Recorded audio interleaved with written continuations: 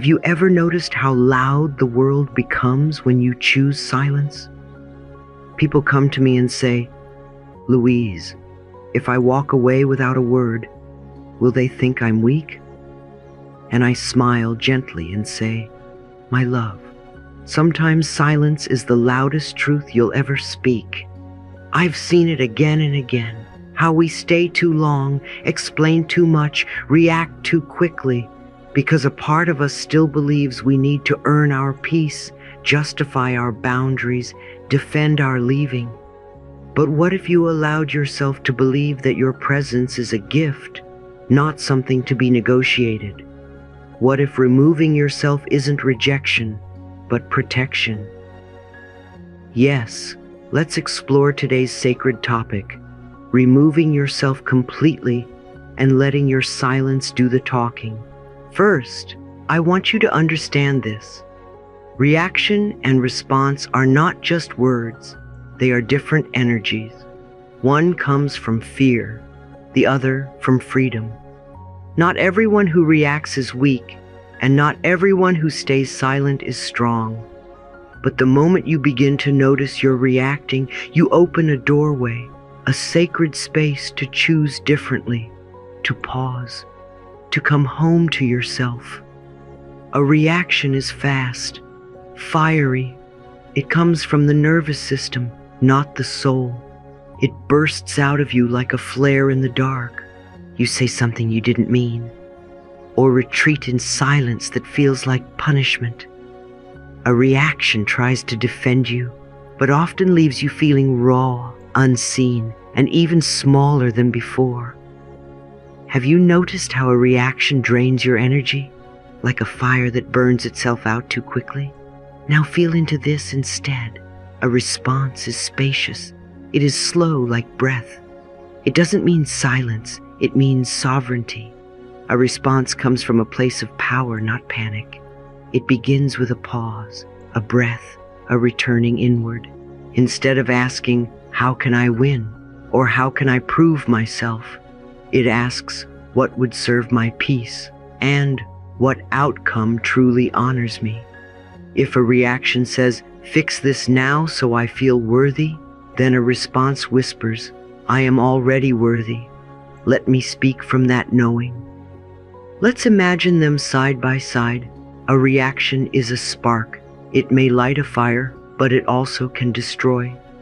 A response is a lantern. It brings light, not damage.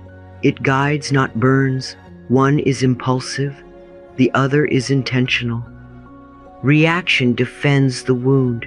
Response honors the healing. When you respond, you are not pushing people away. You are calling your power back to where it belongs. And the beauty is, the more you practice responding instead of reacting, the more grounded you become. Not because life stops being messy, but because your peace stops being negotiable. You learn to carry stillness like a sacred tool. You speak from clarity, not reactivity. You walk away, not to prove anything, but because some energies no longer feel like home. Today, just try this. When the moment feels tight, give yourself space.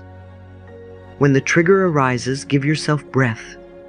And when your old patterns scream to fight or flee, place your hand over your heart and ask, "What would the loving version of me choose right now?" You don't need to rush that answer, it's already within you.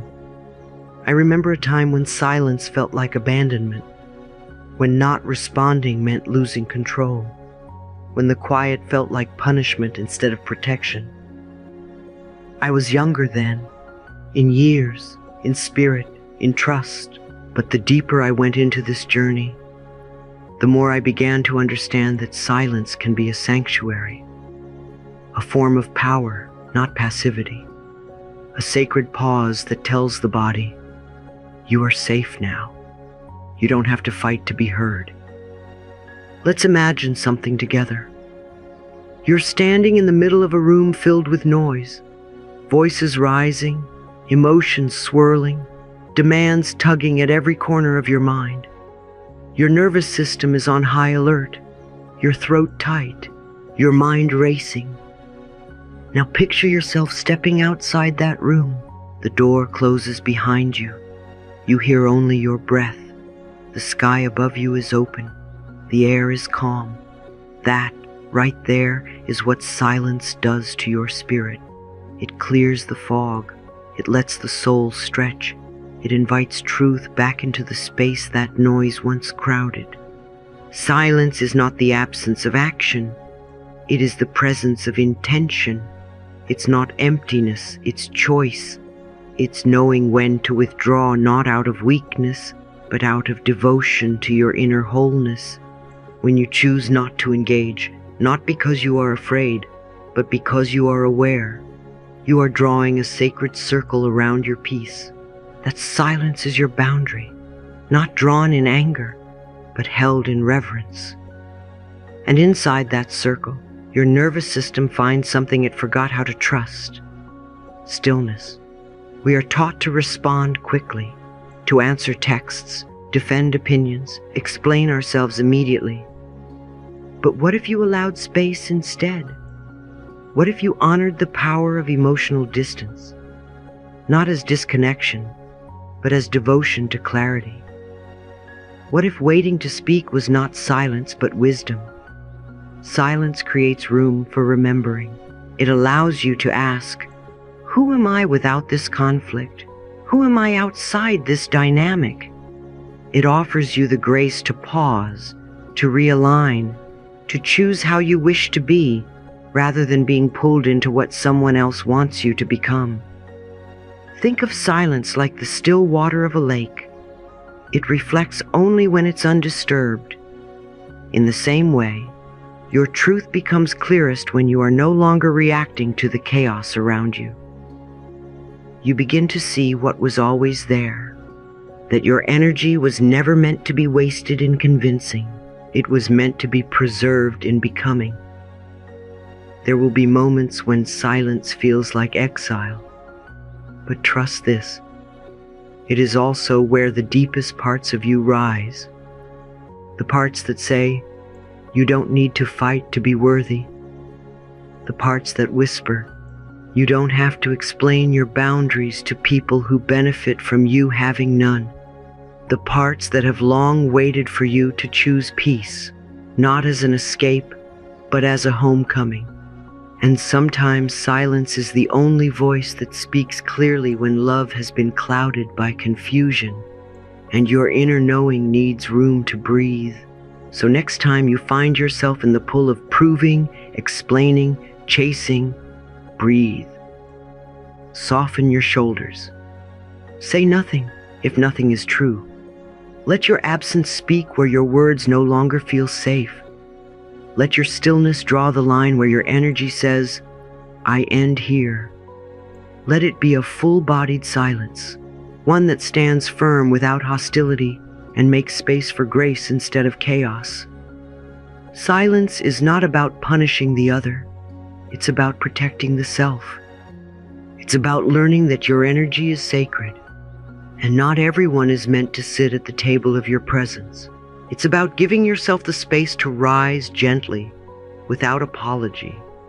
It's not a retreat, it's a return to a wiser, steadier, softer version of you. And remember this: you don't have to raise your voice to rise. You don't have to defend your peace to deserve it. You are allowed to be the quiet that saves you. You are allowed to let your stillness speak for the strength you've always carried. Have you ever wondered why stepping back, completely, quietly, lovingly, can feel so terrifying and yet so deeply right? We've been taught that to love is to stay, to fix, to try harder, to hold on, no matter the weight. So when the moment comes where your soul whispers, it's time to go, it may feel like you are abandoning something. But what if, just what if, what you're actually doing is choosing something sacred? What if walking away is not a collapse, but a crossing over? A gentle reclaiming of your self-worth? Let's sit with that. There are times in life when your silence will do more healing than your explanations ever could. When staying becomes an act of self-erasure, and leaving becomes the doorway back to wholeness. And it's not just about protecting yourself, it's about no longer enabling what is not love. When you remove yourself from a space, a relationship, a pattern that dishonors you, you are not just creating distance, you are inviting clarity. You are making room for your nervous system to soften. You are no longer absorbing the projections, the volatility, the emotional chaos. You are giving yourself the gift of your own presence. And for those around you, your absence speaks.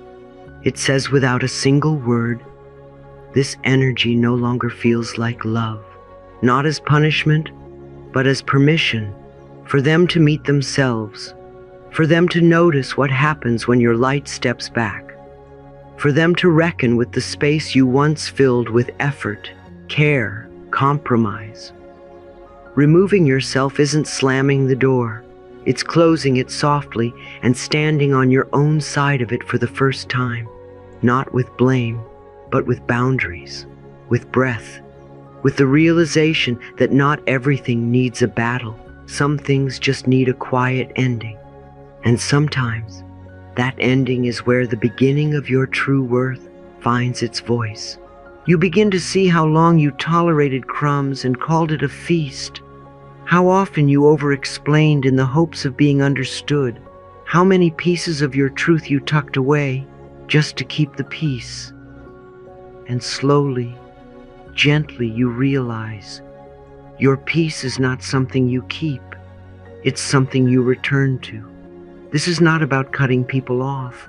It's about cutting ties with the version of you that abandoned yourself to stay connected. That version is tired. That version has earned her rest. Imagine this. You walk away from the noise, the drama, the push-pull. You sit in stillness. You light a candle. You write down what you know now that you didn't know before.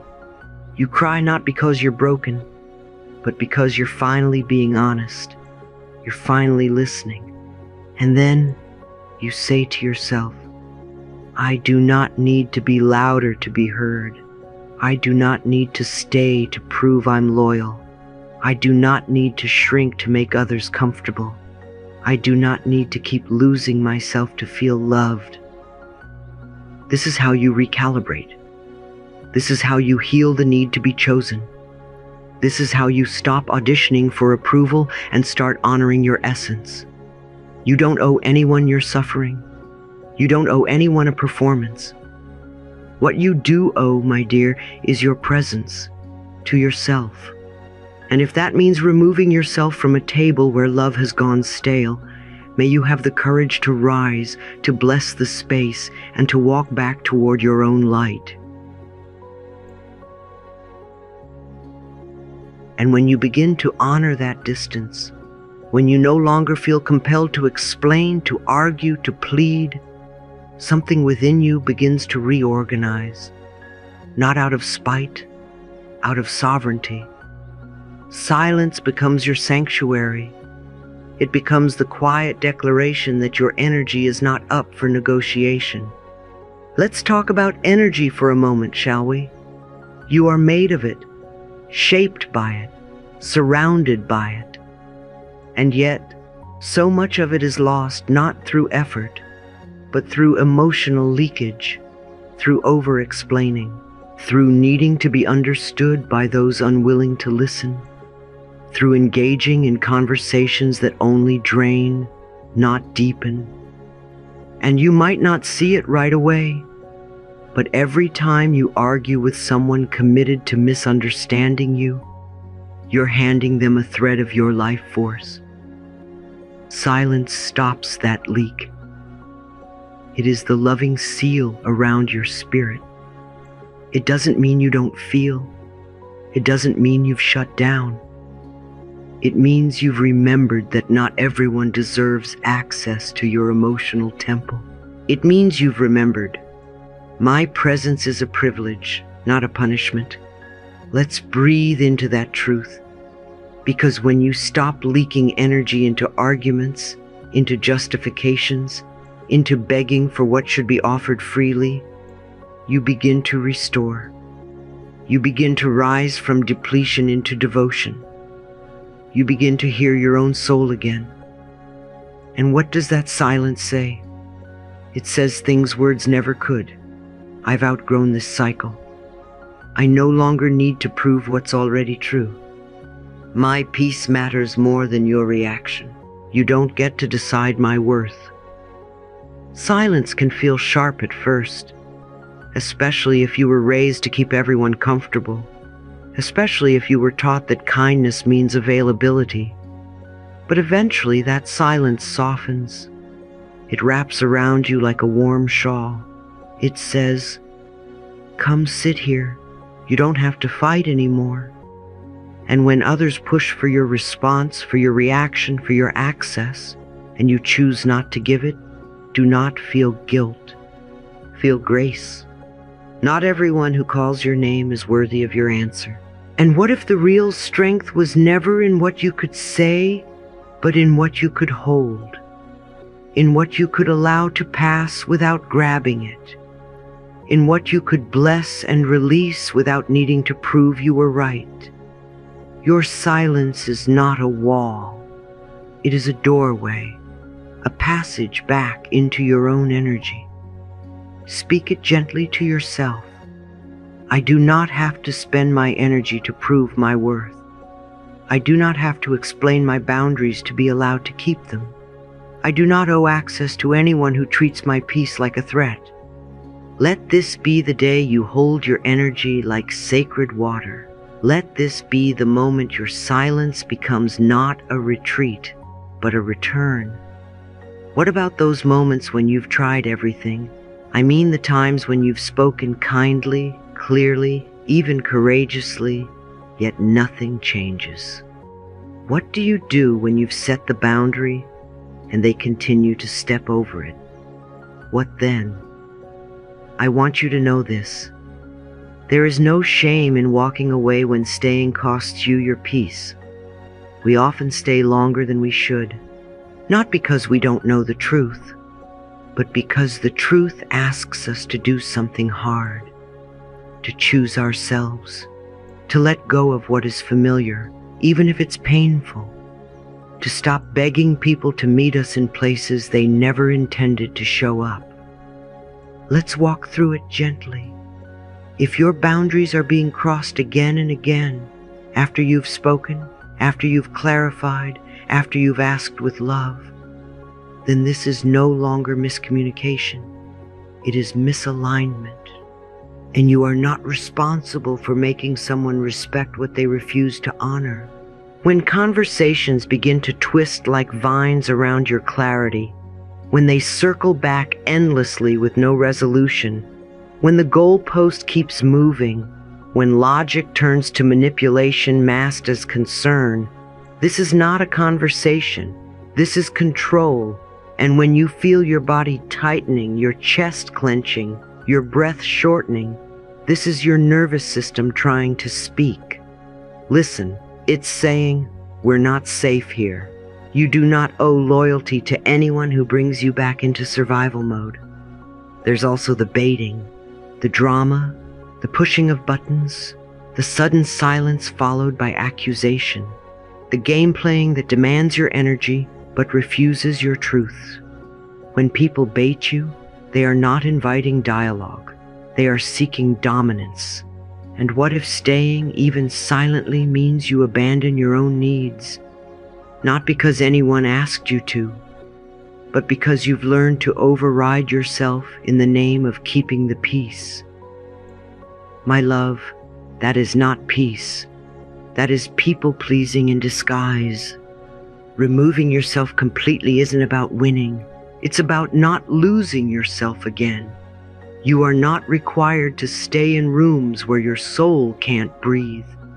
You are not unkind for walking away from places where your needs are dismissed. You are not dramatic for stepping out of dynamics that distort your worth. Sometimes the most sacred yes to yourself begins with a single quiet no to someone else's chaos. Let's take a breath together. Place your hand on your heart and whisper, I hear you now. Your body knows, your spirit knows. The moment to remove yourself fully is the moment you feel the light inside you dimming in their presence. And the miracle is, when you step out, life steps in. The energy you were using to survive now becomes available for healing, for creativity, for joy. The space you clear by leaving becomes a doorway through which your real self can return. No explanation, no anger, just truth. You are not abandoning anyone. You are reuniting with you. And as always, with every breath of that homecoming, after walking away, after reclaiming your light, there comes a quieter question. How do I live this truth every day? It's one thing to remove yourself once. It's another to choose silence again and again when the world still pulls, still pokes, still begs for reaction. So let's ground this, my love, not just in insight, but in practice, in daily gentle rituals that nourish your strength like sunlight to the soul. Take a pause before responding. Not every question requires an immediate answer. Not every invitation deserves your RSVP. And certainly, not every trigger needs your reaction. Give yourself permission to take minutes, hours, days if needed. Let your nervous system settle. Let the emotions soften. Ask yourself gently, is this response for peace or is it for ego? If your body is still buzzing, your heart still racing, your throat still tight, you don't owe a single word yet. Silence here is self-trust in motion. Return to center through breathwork or grounding. Sometimes the silence we seek externally must begin internally. If your energy is scattered, if you feel disconnected from yourself, you may find it hard to stay quiet with grace. So breathe deeply. Place your feet flat on the earth. Place your hand over your belly. Inhale through your nose. Exhale through your mouth.